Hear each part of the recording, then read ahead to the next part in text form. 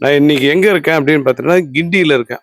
கிண்டியில Le Meridien ஹோட்டலுக்கு பின்பக்கம் 5வது ரைட்டு கட் பண்ணினோம்னா, தாடிக்கார சித்தர் ஐயாவுடைய ஜீவசமாதி. இங்க வந்தா நோய் சம்பந்தப்பட்ட பிரச்சனை, மனப்பிரச்சனை எல்லாம் தீரும்.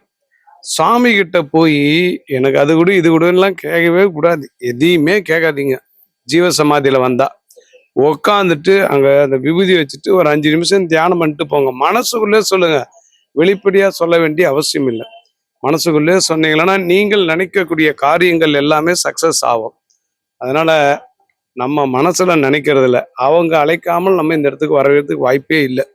அதனால பல பேருடைய லைஃப் இந்த இடத்துல மாறி இருக்கிறதா சொல்றாங்க. சில நேரத்துல அவரே வந்து நம்மளை அழைப்பதற்குண்டான ஒரு வாய்ப்புகளும் உண்டாம். அதனால தாடிக்கார சித்தர் ஐயாவுடைய ஜீவசமாதி. லைட்டோட சவுண்ட்லாம் கேக்குதா?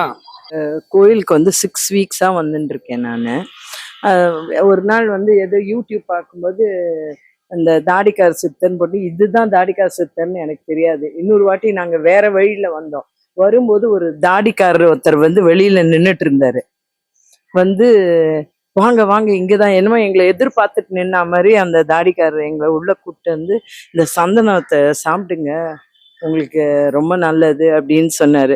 சரி, நான் என்ன பண்ணேன், ஏன்னா இங்க வரவங்க யாரும் சாப்பிட மாட்டேங்கிறாங்க, அது வாயில போட்டு நீங்க போட்டு. அன்னைக்கு என் பையனுக்கு வந்து பயங்கர த்ரோட் இன்ஃபெக்ஷன்.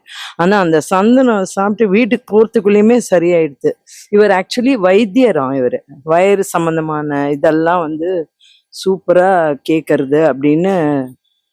அதனால நாங்க ரெகுலரா வரோம் இங்க வந்து இந்த சித்தர் கோயிலுக்கு. அப்புறம் குழந்தைவேல் சித்தர்னு ஒருத்தர் இருக்கார், அந்த சித்தர் கோயிலுக்கு. அப்புறம் சாங்கு சித்தர். அப்புறம் பாரிஸ்ல வந்து அந்த தாத்தா சித்தர். எல்லா கோயிலுக்கும் வியாழக்கிழமையாச்சுன்னா போயிடுவோம் நாங்க. இனிமே இங்க வந்ததுக்கு அப்புறம் மனசு ரொம்ப அமைதியா இருக்கிற மாதிரி ஒரு ஃபீல் ஆகுது.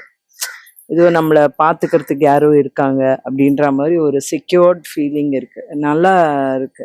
சித்தர் ஆக்சுவலி மாதா பிதா குரு தெய்வம்னு சொல்லுவாங்க. ஸோ நம்ம வந்து தெய்வம் குரு வந்து சித்தர்கள் தான் வந்து, ஏன்னா அவெல்லாம் எவ்வளவோ தவம் பண்ணி இந்த மாதிரி இருந்திருக்க. ஸோ இங்க வந்து போனாலே ஒரு நல்ல வைப்ரேஷன் இருக்கு ஆக்சுவலி.